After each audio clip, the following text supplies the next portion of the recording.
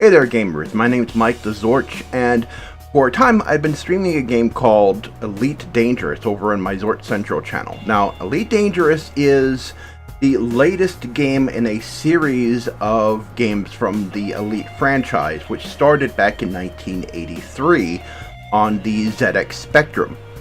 And this game's been seeing some advancement over the years until finally we have the current version, which was launched as part of a Kickstarter campaign. And it's being run by Frontier Developments, which is the same company that also does the Roller Coaster Tycoon games and also is working on the Jurassic World game where you can build your own Jurassic Park. Now, you can also play this on PC. You can play it with VR. It's compatible with both the Oculus Rift, HTC Vive, and also with the OS VR, open source VR headsets as well. And I recommend playing it in VR because this game looks, if you can tweak it right, because of the way the engine works, tweak it right, this game looks awesome in VR. The 3D perspective gives everything the depth you want, and it looks awesome. There are a little bit of issues with the text being unreadable. The new Vive Pro that's coming should make the text a lot more readable in this game. There's also some other issues with this game when it comes to how it handles oversampling or super sampling, but that's a different matter entirely. Basically not that well optimized a game engine, but it still works, it's still good, and playing it in VR is still preferable to playing it on a screen. You can play it on a screen just fine, but the VR experience with this game is just wow. I mean, it's like night and day. Now, you can play it on PS4. There is no PSVR support currently for this game, and I'm not certain if there will ever be. It's possible Frontier Developments might be looking at it. It is an option open to them. So they might make PSVR compatibility an option sometime in the future. And Frontier Developments last year did announce that they were going to be making a lot of changes to the game. A lot of changes that have been a long time in coming, that have really been needed for a long time. They've allowed this game to go on for as long as it has without a lot of the updates that it sorely needs. And they've got such a huge community of players. They really need to improve this game in many ways. And the way they've been handling bug fixes up until now has been pretty dismal. But despite all these things, it is still a good, fun game to play, especially with other people. And you can play it on a PS4, you can play it with a controller. On PC or PS4 you can play, this is an Xbox controller, but you can play this with a controller on PS4. If you do get the PS4 version, I highly recommend that you get yourself a HOTAS. There are HOTASes. There is a HOTAS made for the PlayStation 4, made by Thrustmaster. Now, this is a joystick made by Thrustmaster for PC. And we unwind this. This is one of their models. This is the T16000. Now, in most places you could buy this separate from the throttle. On Amazon, you can only buy the bundle. It's about $100, a little over $100 for the bundle with the joystick and the throttle both. They are about 56 or so, or close to 60 separate. If you can find them sold separately. Most places, even eBay, you'll find these guys bundled together for $100 or a little over $100. And what you want on these is you want to have the swivel control. That's for your yaw, and this uses the same magnetic sensor of Thrustmaster's more expensive joystick, which is based on the A10 Warthog. That thing goes for close to $500, and it is just the joystick alone. The throttle is about as expensive, and they're well designed, and they licensed the actual design of the A10 Warthog's control stick for their joystick. This one is different. This is sort of considered their middle of the road model of joystick. Now there's other brands. I don't use this one. This one used to belong to Tigra, who is someone who appears in some of my videos here on Gamers Bay. He appears on an Old Gamer Plays with me sometimes when we do multiplayer games. In fact, he's scheduled to appear again in the next episode, which I'm going to be eventually releasing soon. And I've picked this up off eBay. Now this is made by a company called Saytech. Now Saytech as a separate company no longer exists. Saytech was bought by Logitech, so you'll still find stuff with the Saytech name on it, but they'll say Logitech Saytech or Saytech Logitech on the brand name, and they even still offer some Saytech stuff on the Logitech website. This is an older model. This is the Saytech X45. There were different models of this. So this comes with the joystick. Comes with the joystick and throttle. I bought these on eBay for $50. This is an older model. This is an older model. It is USB. You be careful if you look for one of these. There are models that have the old joystick port that you plugged into a sound card. Don't get those.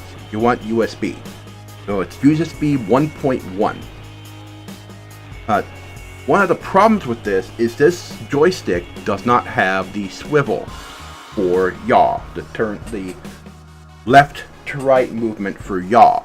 So I have to augment that by using there's a little pinky button down here, and I hold that in, and then I tilt the joystick to do my yaw. It works. It's not perfect solution, but it works.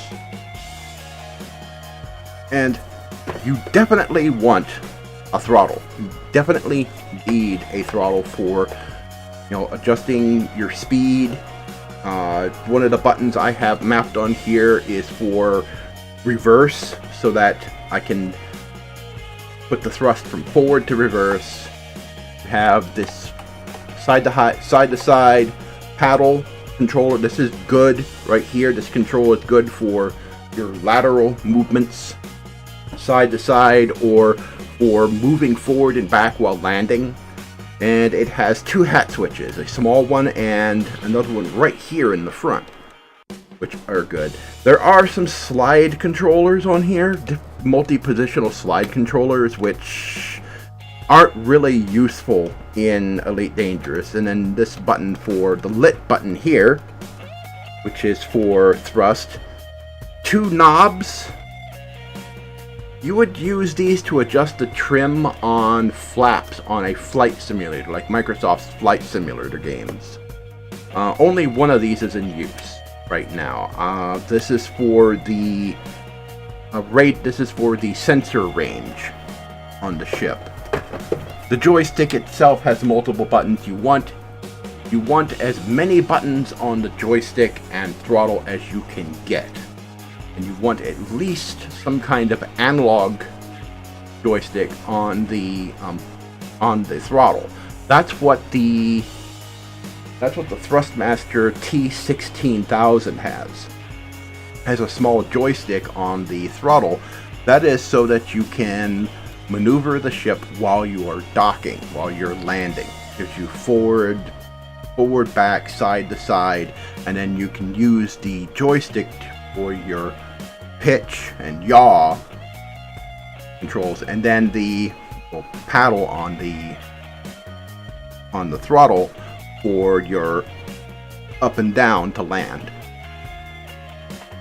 Beyond that, beyond the controls, as I said, on a PS4 you can use a standard gamepad if you want to. You are limited in your controls, you're limited in how good you will be in aerial fighting. With a HOTAS, with a good HOTAS and a good design HOTAS, you will be really good at dogfighting. Because this game, the ships don't exactly fly like airplanes do. I mean, you can fly a ship in space like you do an airplane in Elite Dangerous. You can do that. But ships have 6 degrees of freedom. You have the ability to rotate yourself while you're still going forward. You can deactivate the flight assist, turn your ship around while you're still going forward and fire backwards. Then reactivate flight assist and boost in a completely other direction and get behind your enemy and blow them away. So you have way more control. Now the HOTAS that Thrustmaster has for the PS4 is not like this. Not like the SATEC model. It has limited buttons on the throttle control and limited buttons on the joystick, but it's better than your standard gamepad. Way better than your standard gamepad. So that helps. And you can also remap a lot of the controls in the game. Okay, so beyond the controls, you're wanting to get into the game and you're wondering, what can you do? How do you progress? Well, there are no classes. There are no classes, no characters. You can create an avatar for yourself. You have the Hollow Me that allows you to change your look, change your appearance, change the look of your flight suit. Basically, that's basically it. And then you start out with the first beginner ship. You start out with a Sidewinder. And the Sidewinder is a pretty basic spaceship. It doesn't have a very far jump range, the frameshift drive. It doesn't carry many weapons. It has only like 2 lasers, and its armor is crap. It's good for short range missions, cargo missions, fairly simple, basic combat, but you want to get out of that ship quickly. So for a beginner, what you would start doing is you would begin working on, you would follow the tutorial mission first. I would really suggest that before you even start getting into the game wholeheartedly, you play through all the different tutorials that are available in the game. So the first thing I want to tell you, and to explain to you here, is that Elite Dangerous is not like most other games. There is no ending. There's no finale, there are no levels, there's no branching storyline, although there is, to a certain extent, there is sort of a story progression to the game.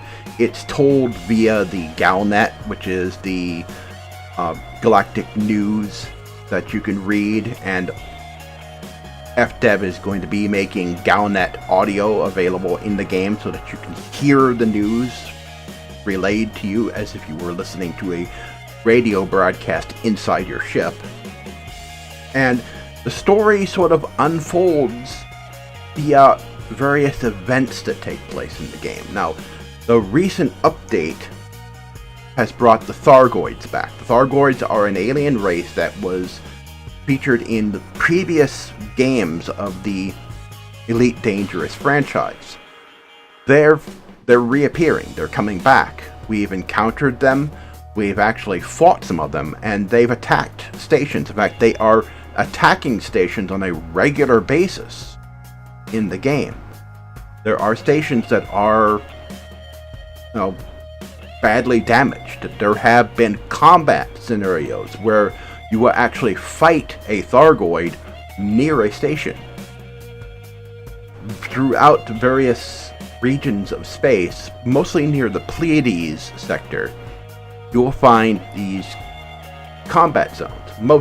Most star systems have them. And when you enter them, there'll be hostile ships there for you to fight. Either local security forces or pirates. Mostly pirates. But with some of these, you go in there, you will find Thargoids. And unless you have thoroughly upgraded your ship, you don't even want to even try fighting one. Even the smallest, lowest ranked Thargoids will completely rip you to pieces. And you definitely don't want to try to fight one on a Sidewinder. They will rip a Sidewinder up. They'll rip it up like paper. So how do you progress? How do you get better ships? How do you, build up your pilot, build up your character? Since there are no levels, there's no skills to activate, no spells, no abilities or anything. Everything is through your ship. So what you do is you have to perform missions to build up money. And your money is in the form of credits. And you can do this with missions for carrying data from place to place. You'll carry various kinds of data from one station to another. Then you can move up to carrying cargo. The Sidewinder can't carry very much cargo, but you can get small cargo containers for the Sidewinder starting out and start doing these cargo missions. And I know they're repetitive, and the one thing about this game is that it's very grindy. After I've been talking about finding ways of making that a little more interesting, making it less of a chore doing that. And so you do these missions, and the most lucrative of all, once you move out of a Sidewinder, once you get out of that small beginner ship and get into much bigger vessels, you can start doing passenger missions. Now, you probably don't want to do passenger missions until you get at least an Asp Explorer. You can focus on combat if you want, and there's some money to be made in combat, but you have to be pretty good at that. But your passenger missions are your moneymakers. That's where you can earn 1,000,000 credits and up, depending on how far you're willing to fly. Now, if you build up and upgrade a Asp Explorer, you can get a pretty decent jump range. It's about midway. There's other ships that can jump further, but they're smaller ships. The Diamondback Explorer can jump an insane range, but you can't carry as much components. And the thing with this game is that you have different components that you can purchase for the ship and upgrade, but you have to worry about your tonnage, your weight, your mass of the ship, because that affects your jump range with the frame shift drive. Your frame shift drive is sort of like the warp drive. Now, you use it two ways. One, you use it in system, which allows you to fly much faster in a star system than with conventional thrust. You can travel between planets within a star system very, very fast. You are traveling faster than light when you're doing this. And then you can enter hyperspace to jump from one star system to the next. On the when you select another star in the galaxy map and it's within your jump range, you can then enter hyperspace and jump to that other distant star. This uses up hydrogen fuel. In the beginning, you'll be buying your fuel at stations. Then once you have enough money, you can buy a fuel scoop, and then you can fly around a star and scoop up hydrogen from the star. Let me demonstrate what fuel scooping is. Alright, here we are in my Asp Explorer, and I'm sitting in the cockpit right now. And right now I cannot look around. I'm using a HOTAS, and I do not have my head tracking software activated. I'm going to be upgrading that in the future. The head tracking software does support infrared tracking, so I will be getting a attachment for my headset that will allow me to use infrared tracking with the free tracking software, because it does include a component for tracking with IR. And this webcam that I have on this computer does support infrared tracking. So let me, before I show you how we would fuel scoop, how you refuel your ship off of a star, let me show you all the ships in the game will have roughly the same kind of, the different cockpits will be different, but the UI will be very similar. This is the navigation panel. Control it various ways. Here you get a list of all the planets that are in a system, and also all the neighboring stars. These are all the neighboring stars and their distances. You also see that I have to access the galaxy map in order to reroute. I'm still headed on my way back to the bubble. That was the navigation panel. Now there is the communications panel, and this allows me to communicate with others. This allows me to, this is history of people I've met, who I've run into. Tiger has 2 different accounts, so this is him.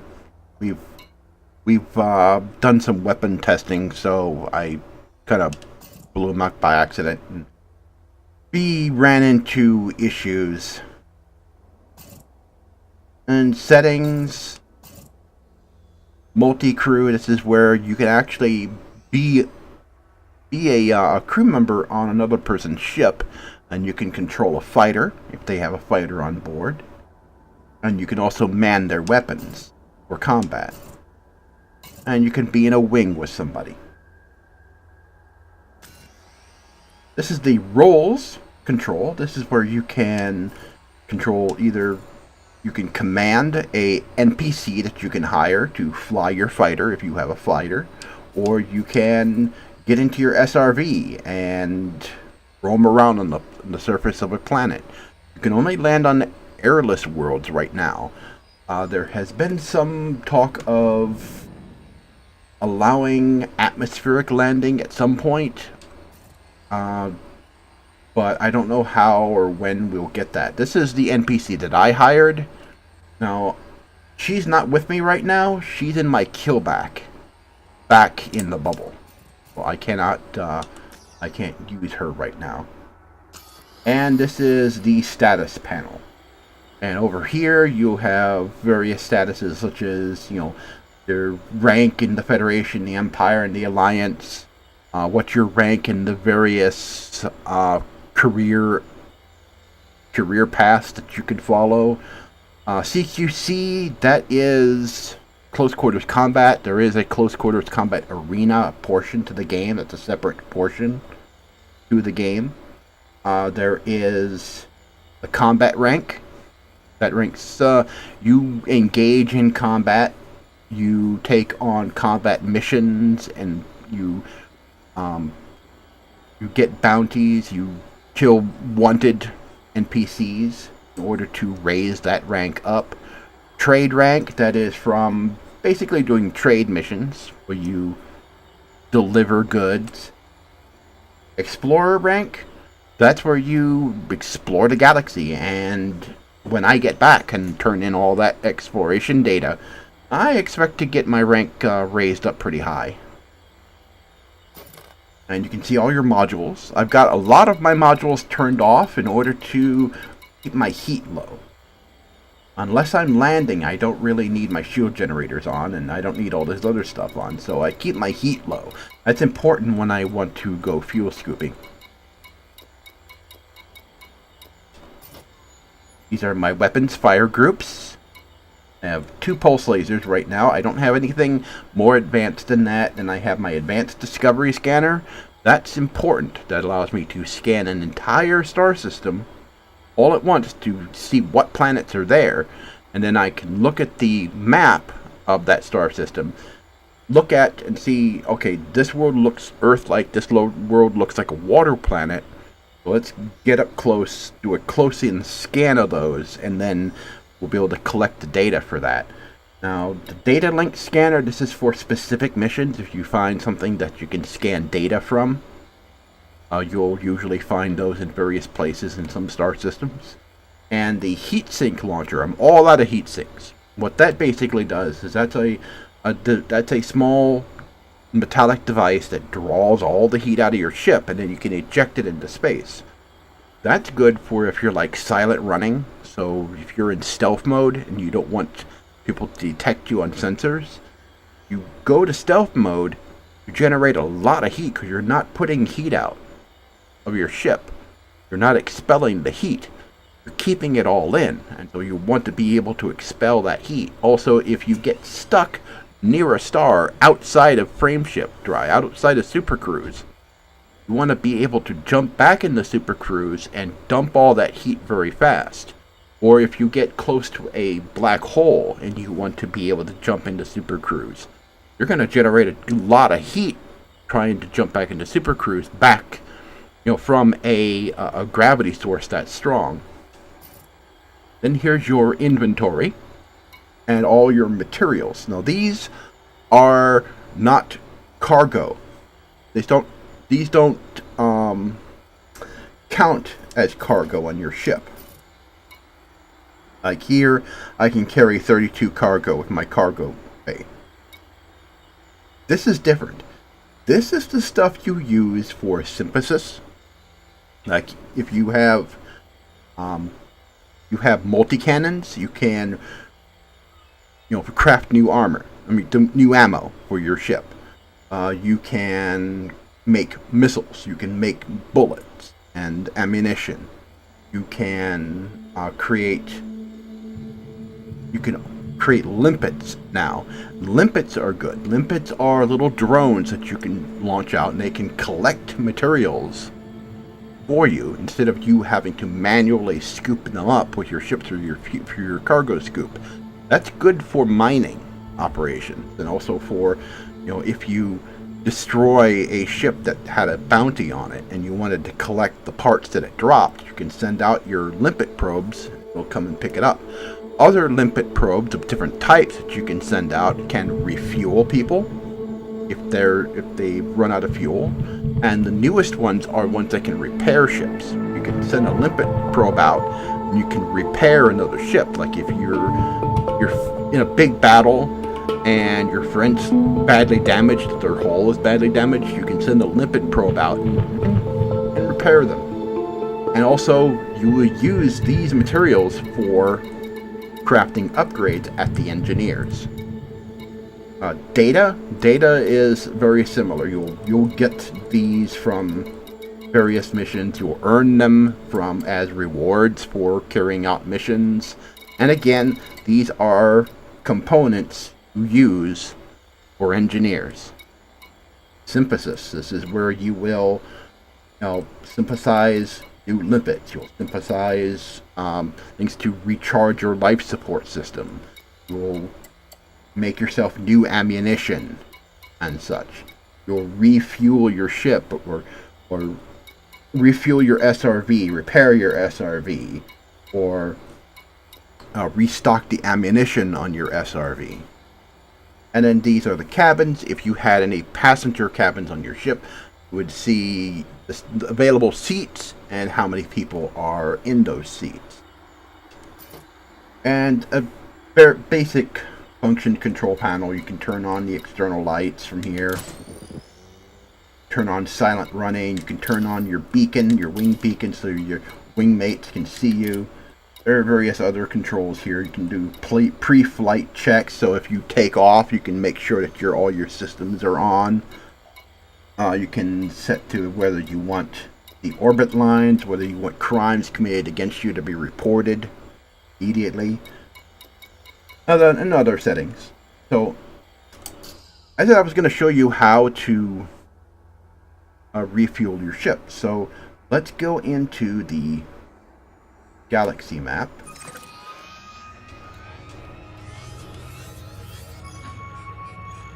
And what it's doing here, it is going to recalculate my route back to Bresla from where I'm currently at.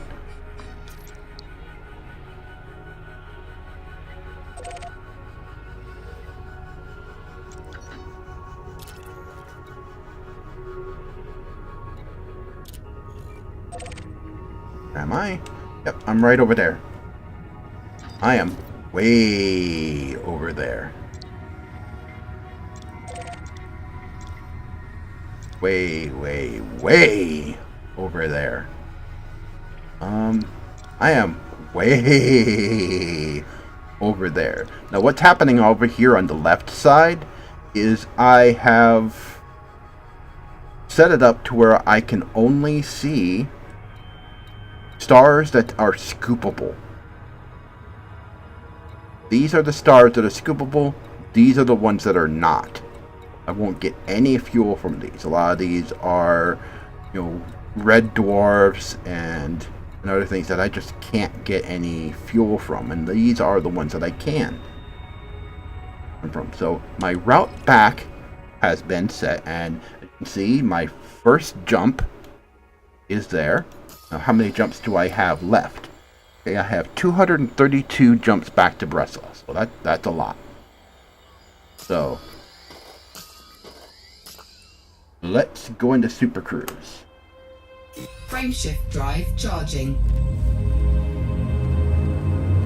Ready to engage. Get up to speed. Get into Supercruise.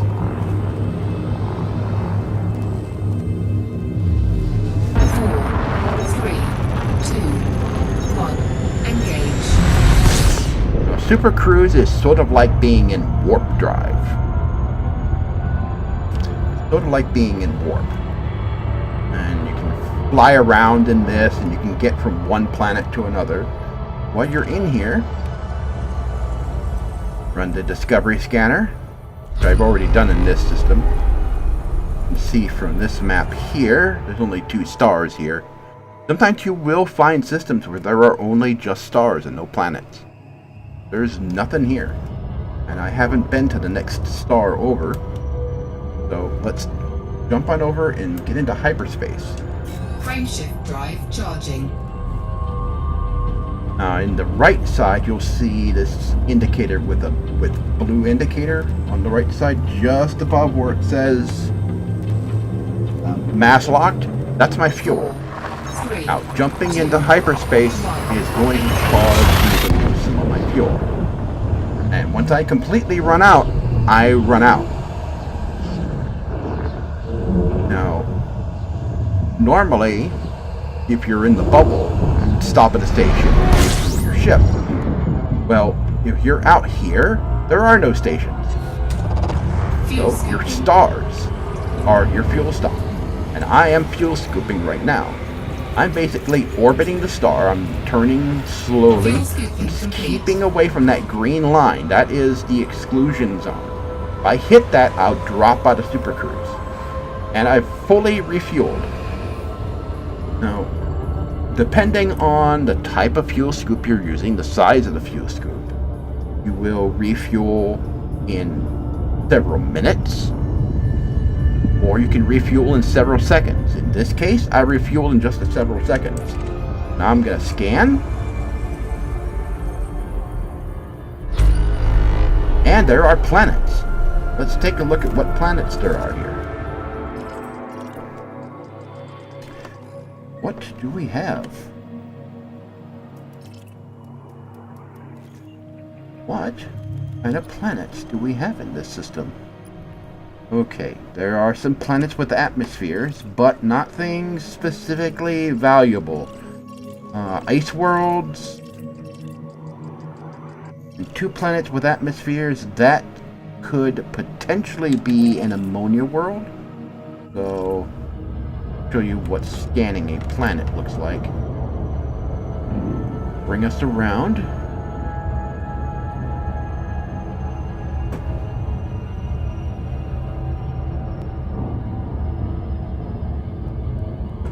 There it is. An explored planet. Once I get within a certain range, I'm going to start scanning.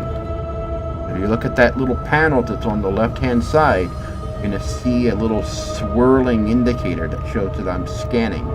When I do that, I'm going to have to slow down, or else I'll overshoot. I'll get close to the gravity well, and it'll start dragging my ship, and it'll make me accelerate.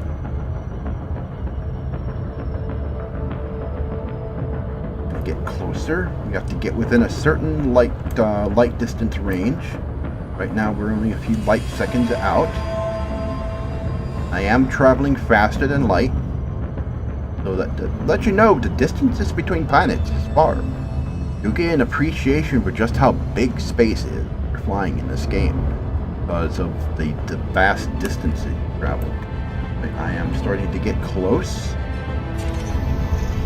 Okay, I am now there, so I need to slow down. I'm scanning the planet. See that swirling indicator on the left?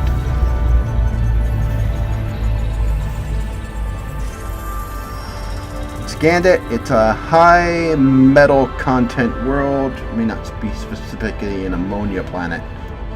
I was afraid of that. Okay, so...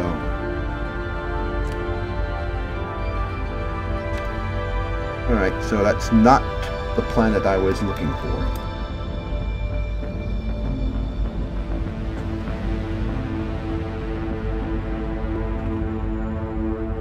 Let's get back on course.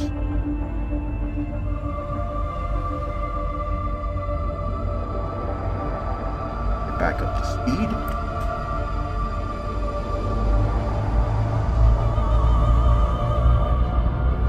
Frameshift drive charging. Again, you see that little blue indicator that shows how much fuel I'm going to use up. And then once I get to that star, I will scoop again. And you don't have to activate anything. The fuel scoop will activate on its own. You just have to keep yourself relatively close to the star in its atmosphere. You're actually flying through the atmosphere of the star at the speed of light, or a little above the speed of light as you're doing this.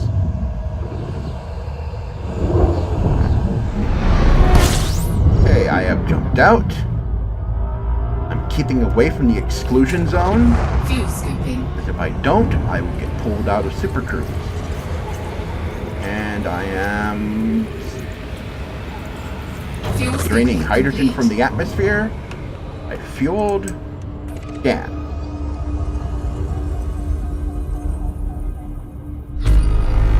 And there are planets here. Let's check to see what these planets are. And nothing of note. Just beige ice worlds or rocky planets. That's about it. And only one of them is actually landable. Pretty boring, actually. So that's fuel scooping. Now let's get on to the subject of how basically to play the game. Now when you buy the game, you actually purchase this game. This is a purchasable game. This is not a free-to-play game. But you don't have to pay a monthly fee to play it. Now there's various ways you can play. You can play solo play, where it's just you. You can play an open play, where you play with everyone else that plays the game. Or you can play in a private group.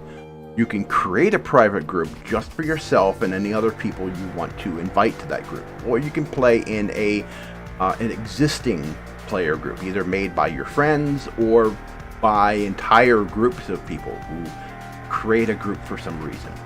The most popular of these is Mobius PvE. Now this is a group that was built out of the necessity for people wanting to play the game without being harassed. Because the one problem with open play is that there are other players out there who just don't get along with others. They just love finding new players flying around in Sidewinders and blowing them out of the sky just because they can. And it's become a problem. And so the a player named Mobius started a private group, and it has since ballooned out into this whole organization that has different groups and factions, and an actual player faction that actually controls an entire star system and is working to taking control of other star systems, the Order of Mobius. And they have different groups. They have a PlayStation 4 group, they have a PC group, and they have a Macintosh group for people who are playing on the Mac. And so you can sign up for these groups. You have to prove you're an actual person.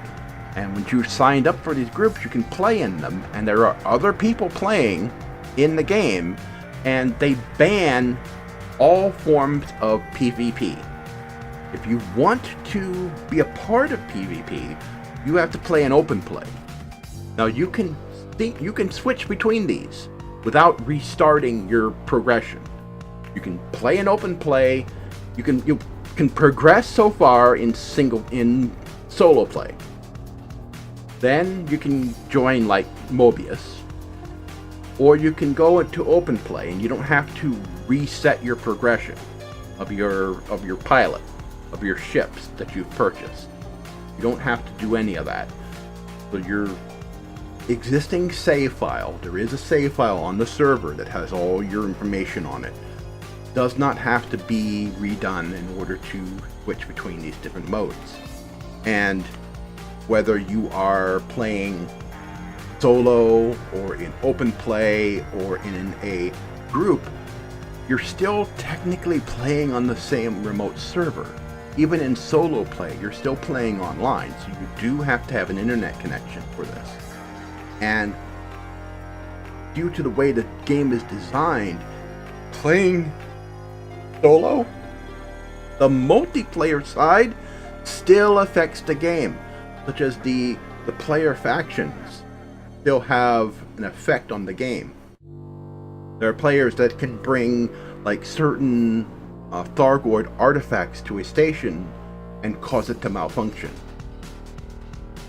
That can happen, and that's happened to various stations where some players found out that they find these missions that are paying out enormous amounts of money. These other unfriendly players will then start taking these artifacts to that station, and if they bring enough, it causes the station to malfunction and they stop serving those missions.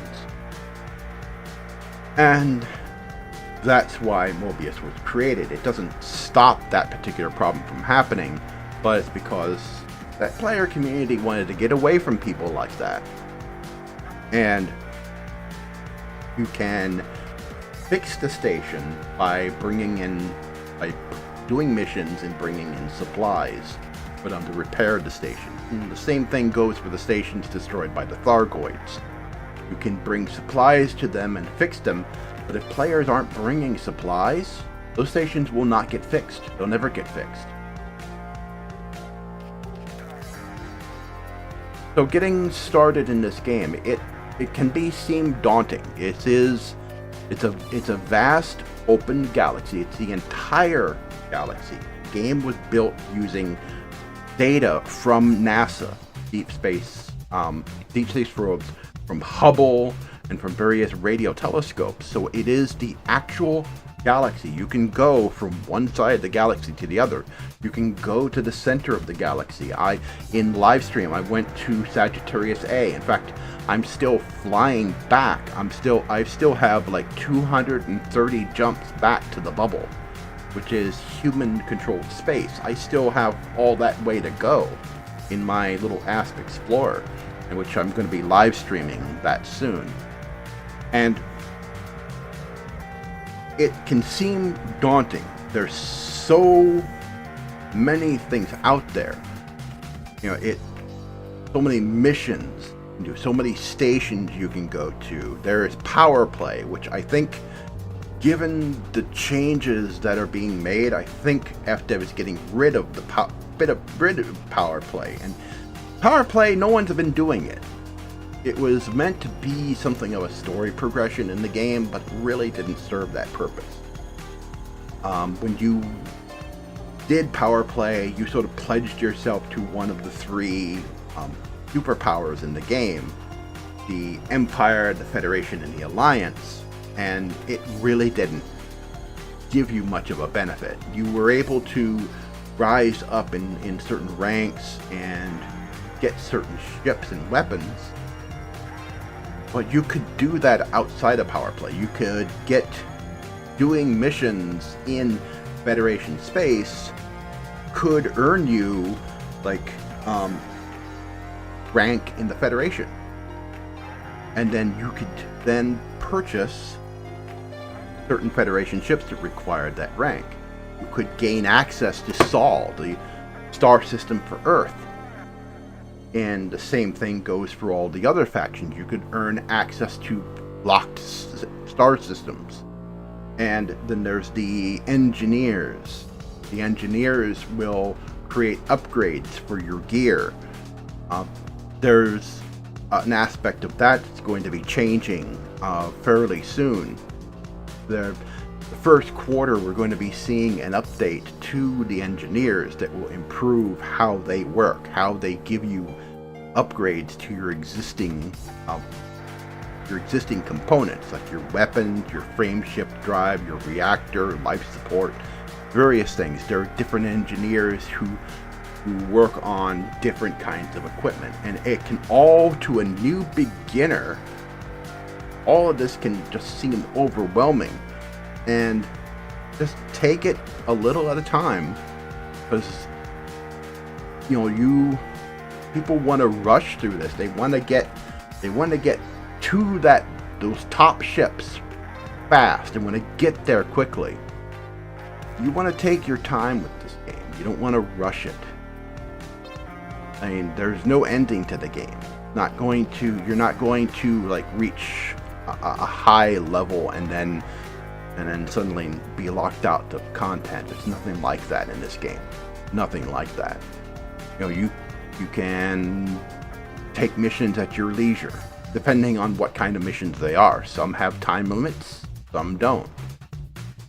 A lot of the passenger missions do. Like, you have a certain number of hours or days or even weeks, depending on how far you have to travel in order to finish them.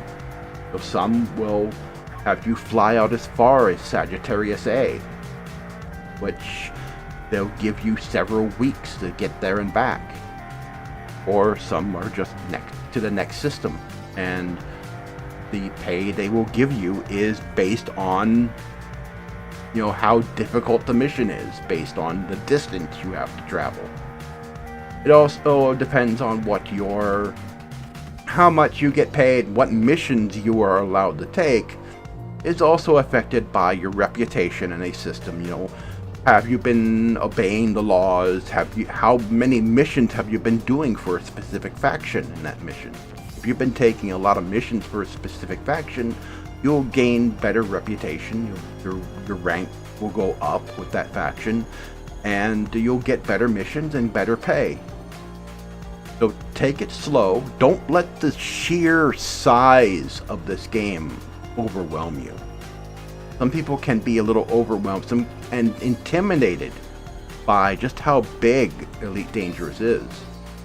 You have the vastness of the galaxy to explore, all 100 million stars to visit. You're not in a hurry, and you don't have to jump out there into combat right away.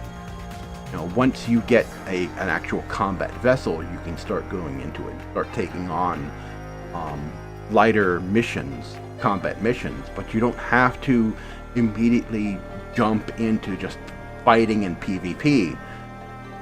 And you can't, unlike other MMOs, other online games, you can't buy money. There's no way of trading things with other people, except maybe just dropping cargo into space so people can pick it up. There's no way to trade credits.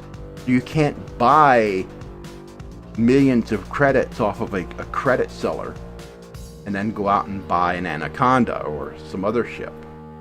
You have to actually work for what you get in this game. You have to work for it. You have to earn everything that you get. everything. Now, how I'm earning the money to get my Anaconda, I've got an Asp Explorer. How I'm earning the money to get my ship, either an Anaconda or the new Type 10, is I am selling scanning data from my trip. I'm still out very far away from the bubble. I still have a long way to come back, and I've been scanning planets.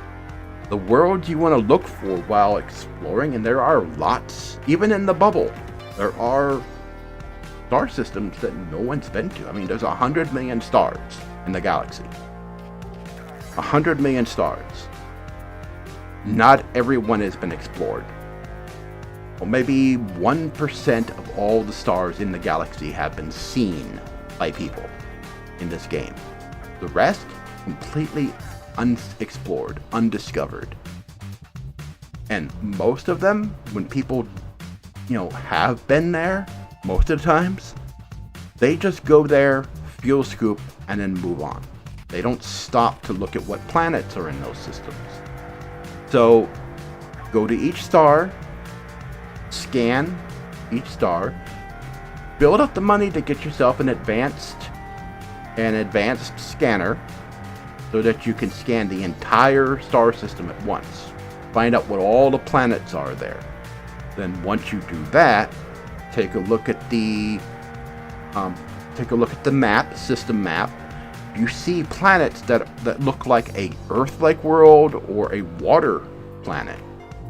You want to go close to them and scan them close up. Because they are like 500,000 credits each. And also certain ammonia planets are worth an enormous amount. So that will earn you a lot of money. Exploration can get you a lot of money. In fact, I'm almost to being able to buy an Anaconda and maybe a few upgrades as it is. And coming back to the bubble, I'm going to be earning a lot of money. I found a lot of Earth-like worlds. I found a lot of water planets on my way to Colonia, and then all the way to Sagittarius A, and now I'm making my way back, and I'm discovering loads of things. You can make a lot of money just flying around and exploring. I wouldn't recommend doing it in a beginner ship. I wouldn't recommend exploring in a Sidewinder. You can do a little bit of light exploring, but your jump range is going to limit you in certain areas of the galaxy where the distance between stars is greater than your maximum jump range. So you want to build up to at least your first exploration ship. And the first one you will probably get to is that it would be the Asp Explorer or the Diamondback Explorer. Now, the Diamondback Explorer, fully engineered, gets you an extremely far jump range, like 60 light years or so. But there's a trade-off. It doesn't carry as much cargo, doesn't have as many hard points for weapons. So you can't carry as much cargo, you can't carry as many passengers, but you get an extremely far jump range, so you can go faster and further. The Asp Explorer is starting out, is one of the better ships that has a decent passenger, decent cargo, and can carry an SRV. And then it only improves from there. Now, the one ship that everybody tries to build up to is the Anaconda. And the Anaconda is a big ship. There are bigger. Beluga, which is basically a luxury liner in space, is one of the biggest. But the Anaconda is an all-around general purpose ship. It can fight. It's got massive amounts of hard points of various sizes. It can carry military-grade weaponry. It can carry a lot of cargo, can carry a lot of passengers, and it has decent jump range if engineered properly, and you make a few adjustments to what gear you're carrying so that you get your mass down, so you can get that range further. A lot of this, I know that a lot of this seems complex. A lot of this seems very complicated, very scary to newcomers, but you'll get into it eventually. There are a lot of tools out there that you can look at. There's a lot of websites that you can check out. There are forums you can check out. There's the Frontier Development's forums for the game, for Elite Dangerous. If you join Mobius has forums, and they are very open to new players. You have questions, they will answer them. They will help you. They'll point you to various sites that you can use in order to, help you along. There is the Elite Dangerous database that allows you to find out what stations sell what commodities, what stations sell what spacecraft, so that you can find out where they're at and find out what their prices are. You can find out all sorts of information. You can find planets with you can find gas giants with specific ring systems, so that you can find the right materials you want to mine. Like if you want to find the metallic rings for mining specific materials to sell, or if you need to get materials for your engineers, you can get them that way. Or you can find specific planets that maybe have specific materials, like arsenic. Arsenic is used in a lot of recipes by the engineers, and it's used for synthesizing materials for restocking your ammunition while you're out in the field, or refueling certain components on your ship, such as the chaff on your ship. It's a little more complicated with the heat sink component, or making new heat sinks that you can eject from your ship. That's another factor you also have to worry about, is heat dissipation on your vessel. Every component generates a certain amount of heat, and the two things that generate the most is your frameshift drive and your shields. And there are different kinds of shields, different grade of shields you can put on your ships, and your ships have a certain limit to how big of a shield generator that you can have. It's complicated, but it doesn't have to be overwhelming. Don't be afraid of this game. Don't be afraid by the complexity. There are games that are far more complex than this, like say EVE Online. So again, this is a good game. If you join Mobius PvE group, you'll be a part of a community that is very, very open to newcomers, very friendly to newcomers. So you don't have to worry about people being mad at you for being a newbie, for asking a newbie question. In the Mobius group, you don't have to worry about that. But you can still join their forums. You can still go to the FDev forums and ask questions. And there's nothing wrong with asking. The only wrong question is the question that's never asked. So I hope this brief guide has helped you out. I know there's a lot of information to assimilate, and I covered a lot of things very quickly. But this game it's a good game to get into. It's a fun game. It can be a time sink, but it is a enjoyable game. FDev has promised a lot of updates, a lot of changes that have been sorely needed to the legal system and to the engineers, and improving exploration, making mining a lot more interesting. They're going to make it to where you can blow up asteroids and mine what comes out, and so much more. They're being pressured by competition from other games. Like No Man's Sky has been significantly improving with its updates, and Star Citizen has been proving to be extremely promising now.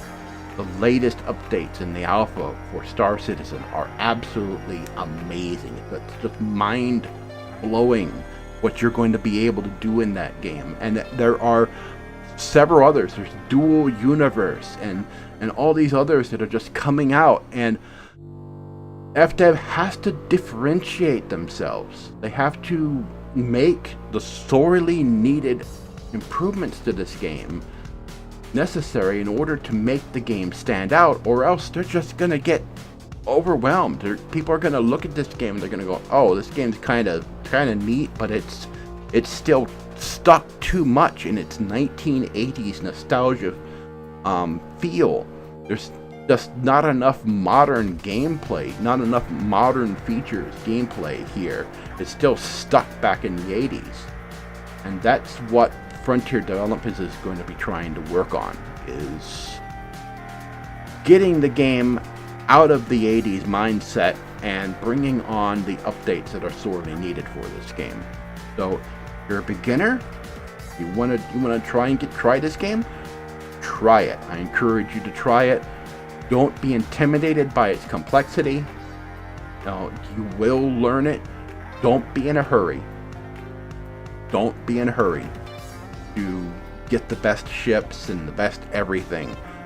Just work at it. And again, as I said, consider joining Mobius for your platform, for PS4 or Mac or PC, whichever you're playing on. And if you're on PC and you have a computer that can do it, play in VR. You will love it in VR. Well, I've been Mike. This has been a brief guide to beginners for Elite Dangerous. Thanks for watching. I'll see you guys later. Are you sick of all the drama in gaming social media? Then come on over to the official Gamers Bay community in Google+. We're a fun, safe, and drama-free community. Links are found in the video description. If you like this video, please like, favorite, and subscribe. Also, here's a couple other videos you might find interesting.